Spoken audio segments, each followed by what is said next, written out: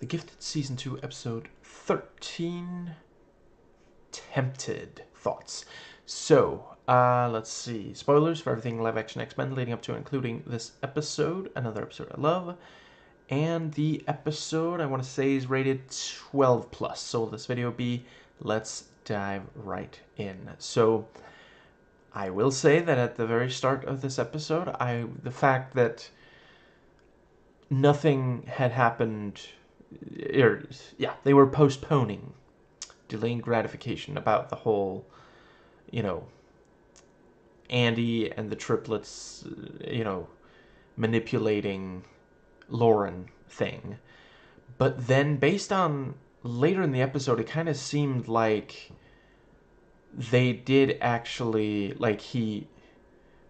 she did, slumber just briefly, and it started to have an effect, but then she woke up or something. Or I don't know. Maybe that only happened later in the episode, and they were just being over cautious. But yeah, one can understand. She's going around drinking coffee, drinking, what's it called? Energy drink, splashing water in her face, these kinds of things, which, all of that is going to work for a time, but yeah, I don't know. I guess she thinks she's not the Dream Warrior. Maybe she doesn't want to go through having to rig up a bunch of Home Alone traps. Yeah, I quite liked her entire, storyline here. It was really effective when she does actually fall asleep, even briefly, and it gets very close. And great editing on, making it clear the words Andy is speaking in the shared dream are the words of the Frost triplets. And let's see. Yeah. The fact that, let's see, Reed trying to explain, explaining the Earl King, and, trying to relate to her and be honest with her, which I really appreciate. That's the key to solving the problem, not him, berating her, but being honest, so that she knows she's not alone. That is a major, so many people, if they're dealing with some kind of issue, one of the biggest things is if they feel alone, if they don't have a support network, a community. And I suppose that pretty much gets us to, she leaves a note, and I appreciate that it just hard cuts to, John being told what the note said. And let's see, they do manage to find Lauren, but not until she uses her power to, one can understand, she's seeing these mutants be abused for, they didn't do anything wrong, clearly. The words and the body language of them, it's not like, oh no, we got caught. It's just like, how is this legal? Why are you doing this to us? We've done nothing wrong. These people might not even have voted for the leopards eating people's faces party. And let's see, I think that might just about, I like the part where, ultimately John and Reed do catch up to her, and she stops them with the shield. And then she does agree to drop the shield, but she does walk off, so...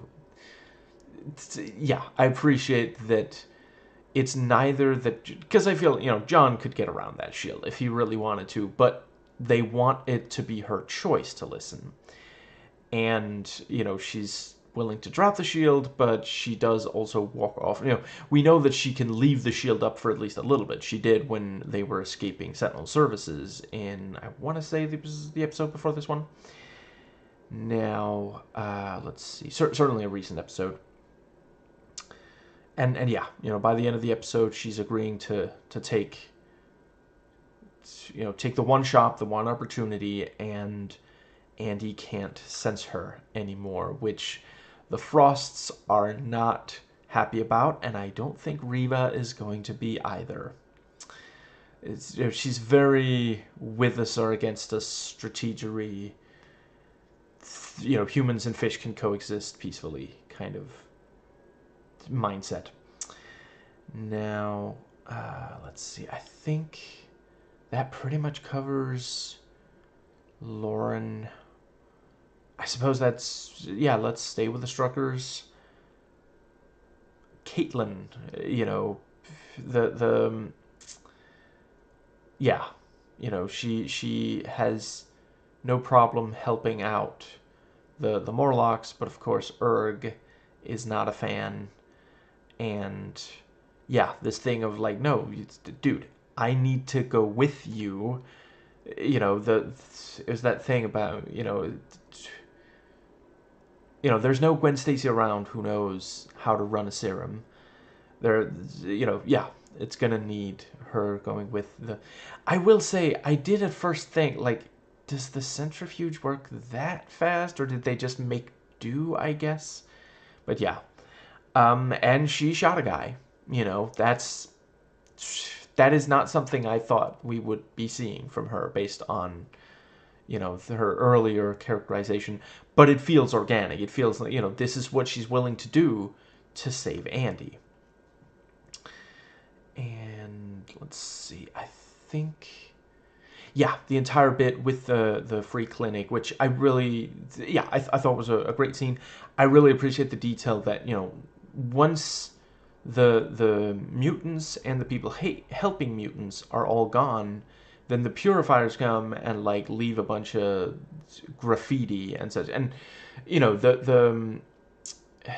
I suppose it's possible that the graffiti is not done by the purifiers, but certainly some of the state that it's in is their fault. And to be clear, I will admit I didn't always realize this. I suppose it's only been a few months, but I am now aware that graffiti is not just like, look at these immature people just, doing this for no good reason. Let's see. I think it might have been Renegade Cut, but I do sometimes mix up my favorite leftist YouTubers, but I think it might have been him. It was someone here in leftist YouTube who said that instead of looking at graffiti and saying, what's wrong with these kids, we should ask, what's wrong with this building? Actually, yeah, now that I think about it, no, I'm pretty sure that it wasn't Renegade Cut. That dang dad, maybe? St. Andrewism? Anyway, they're all worth subscribing to, certainly. But yeah, I think this episode might have been made before or by people that didn't really think that was the case. And I don't think that's some huge problem, because after all, here it's done by bigots, Like, I can't even imagine, like, no matter how frustrated I might be, I would never graffiti. Like, I doubt I'll ever graffiti anything. I never have, no matter the circumstances, but certainly I never would against a place that helped innocent people with it. But yeah, this is, we've seen similar in real life. Today we've seen a bunch of bomb threats made because of stochastic terrorism against places that just help people who aren't doing anything wrong. There's at least, there was a non-zero number of bomb threats against a trans-affirming children's hospital. That's how you know you're the good guys, when that's the kind of thing you do. Apparently trans-affirming healthcare is more evil than that. Let's see, but yeah, very very tense scene in the free clinic, and yeah, I like the thing with crap, what was it? What was the line? It was something like, Erg asks Lauren, what do you need? And she says, the title of the thing, and he's like, okay, so what's that? And she gives like this scientific description, and he's like, how about you start telling me what it looks like? It seems to be running on some kind of electricity. And yeah, you know, Erg takes a shotgun blast and like a badass just fires back, and just, yeah, that was really, really cool. And let's see. Right, I appreciate that once Caitlyn shot one of them, the others did, you know, try to take cover. Like, I do find action scenes to be more compelling when, and thankfully this is the case with a lot of action scenes today. It wasn't always in, for example, the 80s and 90s. When both sides are using, when there's good tactics on both sides, it just, it means it's more engaging, and it's of course more difficult to stage and carry out, which might be, I'd like to think, at least that's part of why for a while action movies didn't really have that. But yeah, really, really glad seeing more of it today. I think that might just about cover Kate. I suppose, yeah, just briefly we'll cover. So yeah, by the end of the episode, you know, yeah, Erg is ready to apologize, and she still thinks that he hates her guts, and you know, thankfully it's pretty quickly cleared up. You know, and yeah, you know, he makes her an honorary Morlock. Gooble gobble, gooble gobble. One of us. And yeah, I think that pretty well covers, which actually segues nicely into, there's a little bit of Erg stuff that doesn't directly feature Lauren. I really liked seeing the flashback. Yeah, that was the last time, you know, the last time he trusted a human. Well, I mean, he had already lost his eyes, so that wasn't that, but yeah, you know, good mutants died. And that was also just like, you know, crap, I forget her name, but the human, you know, he comes down, and you know, he's trying to tell her, you know, we gotta do this, and she's basically trying to convince him not to get involved because she doesn't want him dead. She was willing to give up the others. And you know, there's that thing about, I never told you the what was it, the crossing point. I never tell anyone that. And yeah, she admits, and she even like tries to defend, you know, she's like, no, it was, there was no other way, kind of thing, you know. Just, yeah, one can absolutely understand why he no longer trusts. Yeah.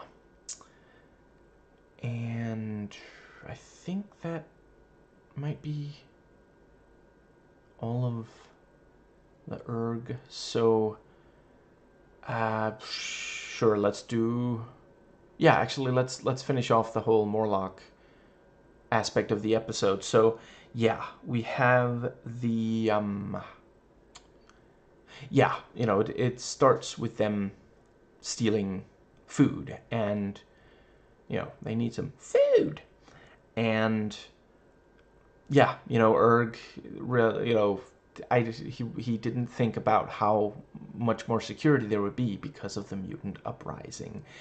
And that is, you know, to be clear, I 100% understand why Erg does what he does, why he hides as much as he does. And it's not for me to say if he should get in the fight, being that I'm in most ways a member of the majority. But this is the kind of thing that you sometimes see with people who just, you know, don't touch grass because there's not a lot of grass in the sewer. He hasn't been keeping up with, so he didn't stop you know, like, for example, I doubt that the mutant underground would not have thought about that there would be additional guards. Like, they've talked about it, they've openly, we've seen in episodes leading up to this, talked about, you know, oh, there's more and more purifiers, there's more and more sentinel services. But Erg does, you know, he thinks that he can just leave the rest of the world behind, and that just doesn't work, you know. And like, yeah, again, there are some people who think that they can just, yeah, live by themselves in a place, but it's eventually going to affect you, you know. I think that it works well as a metaphor for not being politically engaged. You know, eventually they're going to, you know, if they pass a law that targets you and your loved ones, then it doesn't matter that you, like, moved out of the city, for example. Maybe you live by yourself in a nice natural nature area. No, they still might come for you. They still might do things that'll affect you. You have to be politically engaged. I'm not saying it's easy, and obviously there's a balance between being extremely politically engaged and avoiding slipping into doomerism, but it is something that we have to do,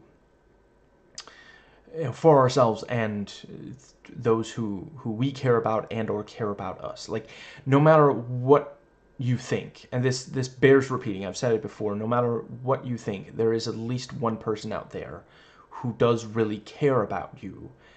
And yeah, they're gonna try to help you. Sometimes it's difficult to let them, but you have to make that effort, and you should make an effort to help them, to help protect them, especially if they're a member of one or more minority communities. But yeah, they go, and I appreciate this thing. Glow points at, Blink, Clarice. I suppose she still goes by Clarice. I like the, give Zinko a hug for me, and yeah, we'll tell John as well, but yeah, Glow points out to Clarice, you don't have to go on every single one of these, and she gives her reasons. I thought that was quite good, and yeah, they go there, and they're like, okay, just find something that's light and filling, something like that, and she picks up a bag and says, freeze-dried ice cream. I don't get it. It's not creamy. It's not frozen. I really, really want the character of Clarice to get like a snarkastic one-sentence foodstuffs review. I guess TikTok is probably the failing that YouTube, because like her thoughts on cans not being normal and her criticisms of freeze-dried ice cream, this could be something. This could be really, really entertaining. And let's see, they do just barely manage to portal out, but not before Glow gets shot, which, the episode's almost bookended by, mutants with glowy blood getting shot and needing some kind of medical health care. Yeah, there we go. I got there eventually. And let's see. Yeah, I really like that. Even when she's like literally, she might die, she's still like this chipper, like the thing about, he takes, the was it the doctor holds up a watch and Marco's like, okay, pulls out the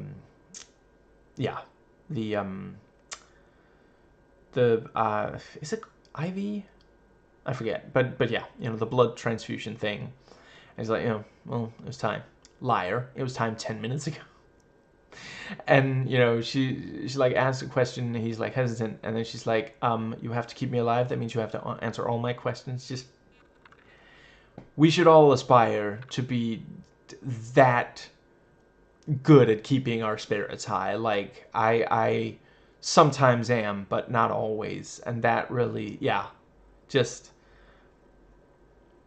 And the part where he's about to give her more blood, and then she like closes her eyes and is like, oh no. I seriously thought that I cleared my throat enough before starting this video. I seriously thought that she would die, but just in time, the others get back to where they once belonged and are able to take care of, I think that might be it for Erg. So, I think I've said everything I wanted to about Clarice. Let's see. So there is Lorna.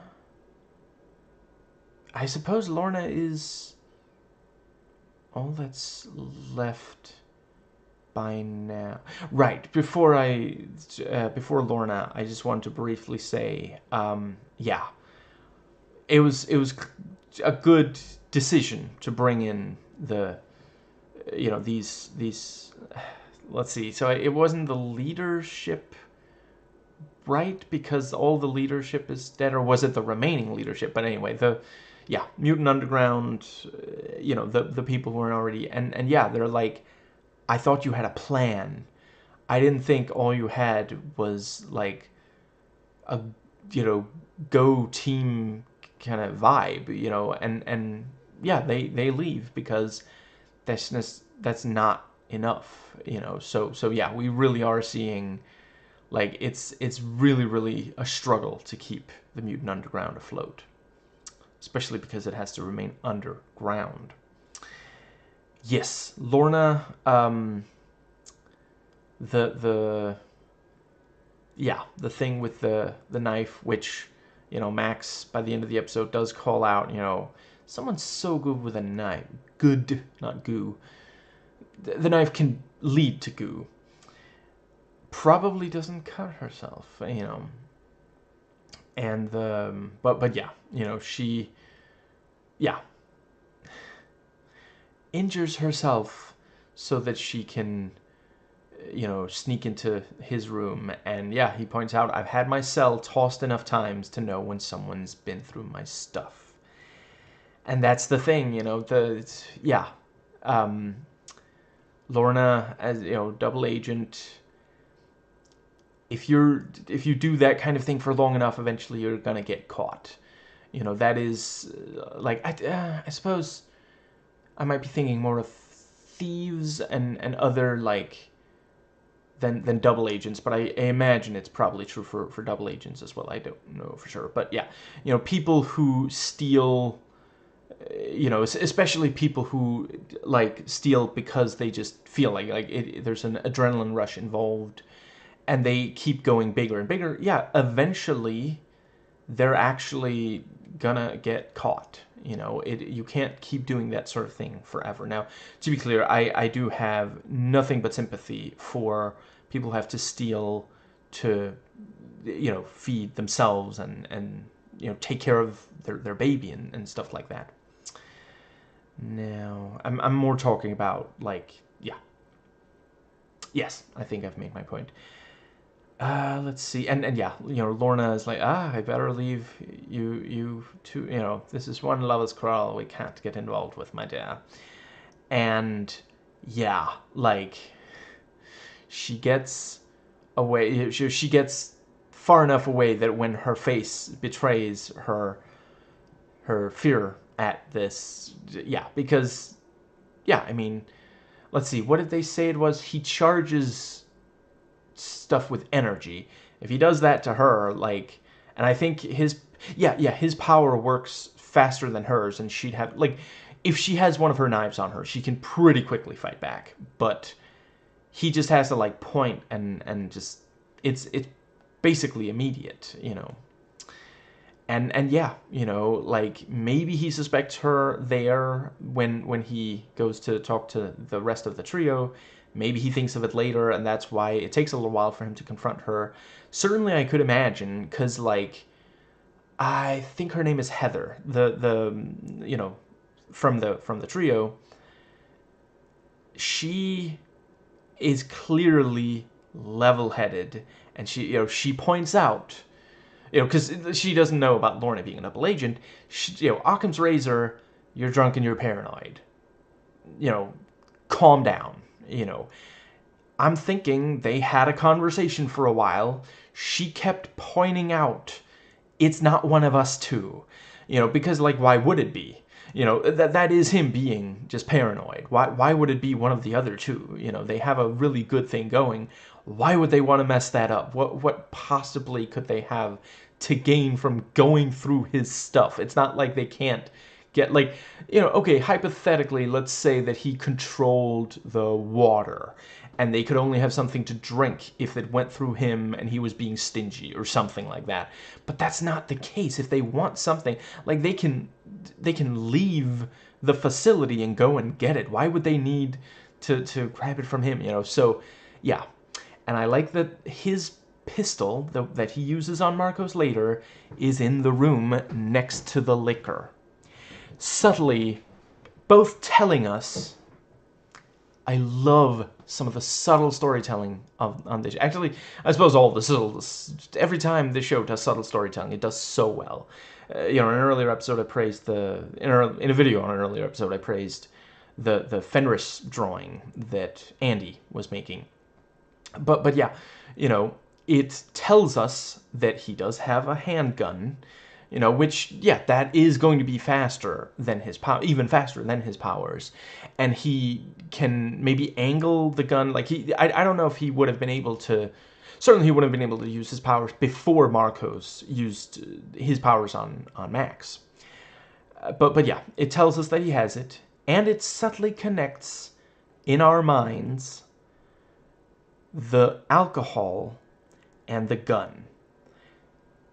He brings the gun when he buys alcohol, you know, which again makes perfect sense, you know. So yeah, just and Heather did say he's paranoid, so of course he's gonna bring a gun with him everywhere he goes, which I suppose is, you know, escaped convict, I suppose there's an argument to be made that it's not the most paranoid thing to be bringing a gun when you go outside. Right, I like the exchange where, you know, yeah, Lorna again pretends to be super in awe of Max's powers, and then he says something like, "You just gotta rub it the right way. Maybe I could show you sometime." And she's like, "Hard pass. You're rubbing me the right way. If need be, go to your room, rub one out." And I think... Right, yes. Then you have the part where he confronts her about the knife and gets, like, all up in her personal space, up in her business. And we know he drinks a lot, so just imagine how terrible his breath must stink. They're like... Oh boy, if she lit a match, his head would catch fire like the Ghost Rider. And yeah, you know, she brings out a knife and puts it against him and points out, you know, I'm basically royalty around here. So, you know, just, yeah. And yeah, very clever, you know, she hacks. I love that even with mutant powers, we still gotta have the, you know, insert password. The first password guess was wrong kind of thing. Just like, I'm not even sure, like, why would there be a wrong... Did Sage purposefully enter the wrong password just to mess with someone who would give it just like, excuse me? Do you really think that I'm gonna be the only hacker in this entire establishment who doesn't do 90s hacker cliches? You got another thing coming, buddy. And yeah, you know, what was it? Between 10 p.m. and 1 a.m., he always goes to get liquor, which, yeah, does sound the kind of thing, you know, holy crap, does he drink an entire bottle in a day? Yeah, Heather's right, he must be, like, pretty frequently drunk. Yeah, and yeah, you know, that is a, you know, I feel like if they had said, oh, it's always within this half hour, it'd be like, I don't think Max is that punctual, no. But yeah, this, actually, yeah, I think that might be, like, consistent with that's when he's emptied the other bottle, you know, so it doesn't, it's not always the exact same time of day, you know, might depend on, like, training or briefing, that sort of thing. He doesn't necessarily drink his way through those. And yeah, you know, she gets that information to Marcos, and also the detail that, you know, yeah, he's got it in, it's more than half in the bag when he's entering the headquarters of the inner circle, but he does get rid of the bag. You know, there didn't seem to be one of those bags in his own room, because why would there be? You know, once he's inside, like, I'm not in the liquor buying business, but I figure you probably throw that bag out before you start using what's in there. I mean, certainly that's how I deal with groceries. You know, I don't necessarily bring them into my room. So yeah, that was a good detail, and we have one of those cliches of like, oh, that's an advantageous camera, security camera angle that, it does show, including the full name. It would have been pretty funny if they had a short sequence of like, oh, she could tell like every third letter because the bag's a little crumpled and the angle's not great, so she has to like deduce what the other letters are or something.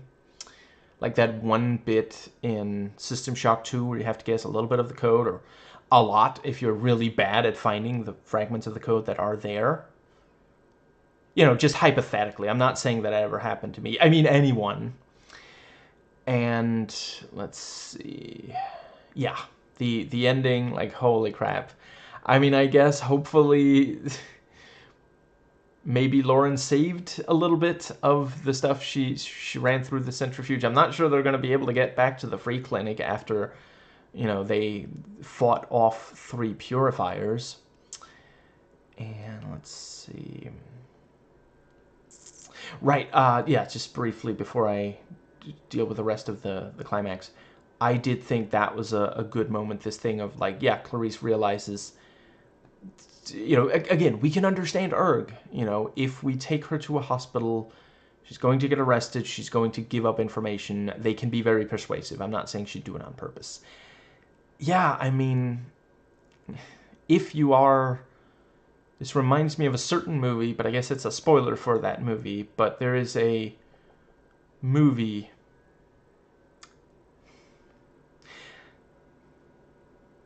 crap, I really can't say very much about it without giving enough information that someone who doesn't already know the twist might be able to deduce what movie it is. So maybe, hopefully you know what I'm talking about. But yeah, and it's also happened in real life. If you have this very, what's the word, isolated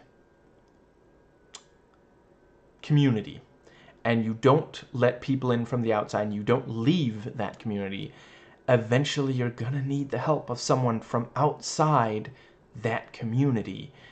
I feel like I certainly could imagine it's happened to Amish people.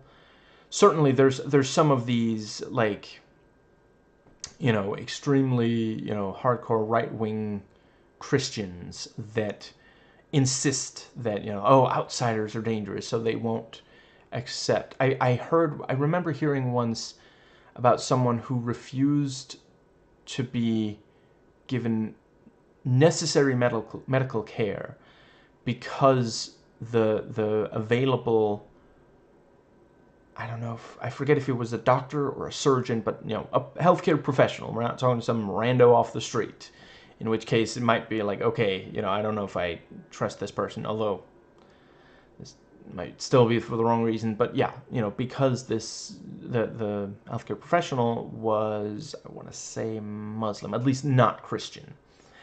And I don't remember the details of what exactly happened, but just like, yeah, that's the kind of thing you run into if you are too insular. And yeah, Clarice realizes there is a solution, but it involves going behind Erg's back. And I think that just leaves the ending of the episode. But yeah, Marcos has been given the location and the time. It was like a 3-hour,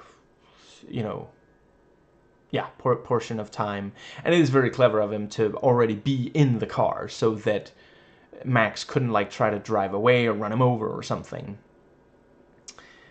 And let's see, but yeah, 3 hours, that's a tighter window than a lot of like cable installers would, provide. So that's, yeah. And then they show up way late and say maybe they shouldn't have come at all, and I might watch that movie again at some point, honestly. I have the DVD. Yeah. I'm honestly considering like straight up doing a video on it because I do have thoughts. I watched it a lot in the, in the first couple of years after it first came out. Now, let's see. But yeah, Marcos threatens with his powers, but, you know, Max has been in the joint for a while. The scenario of someone sneaking up on him and him having to defend himself has crossed his mind once or twice, you know, and yeah, you know, I think Lorna was probably too preoccupied with figuring out something she could use to you know, stop him, that she didn't notice the gun, or didn't think about if he would bring it, or if it had already been brought in. Yeah, really, really, I can hardly wait to see what happens next.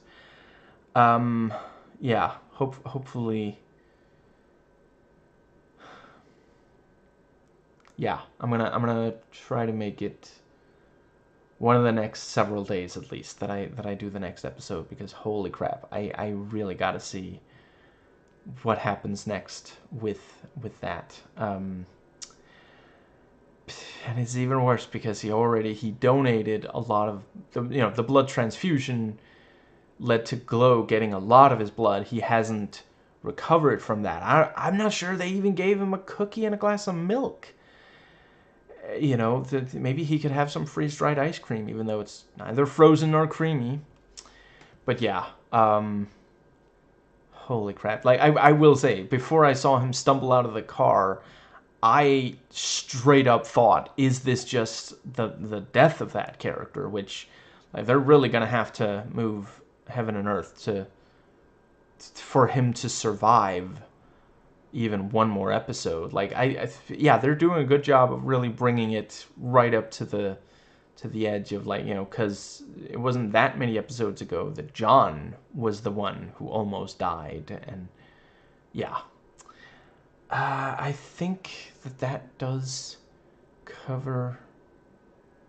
Oh, right, yeah, we got the details. Yeah, when Lorna broke into his place, you know, the plans, yeah, they're going to attack government facilities, which, like, yeah, that really will make explosions, not just of those buildings, but of the tension. You know, at that point, the purifiers were versus, you know, mutants and allies is just gonna get completely out of control. I did actually think that when Lauren was seeing Benedict on TV, I thought she was going to destroy the TV like she did to the landlord's TV, but then that did increase the, you know, if she hadn't seen that, she might not have attacked the cop car. And let's see. Yeah, and the show continues to be fairly ACAB with which I approve of, with how these people, you know, yeah, like, you're literally dealing with, you know, you're arresting this guy in front of his partner and daughter, as all of them are really distraught, you know, and, like, what she says makes, you know, that made sense, you know, this thing of, like, we're just going to visit, was it my sister or something like that, like, yeah, you know, but the I forget if they've outright said, but yeah, you know, it looks like might be a travel ban on all mutants until we can figure out what the heck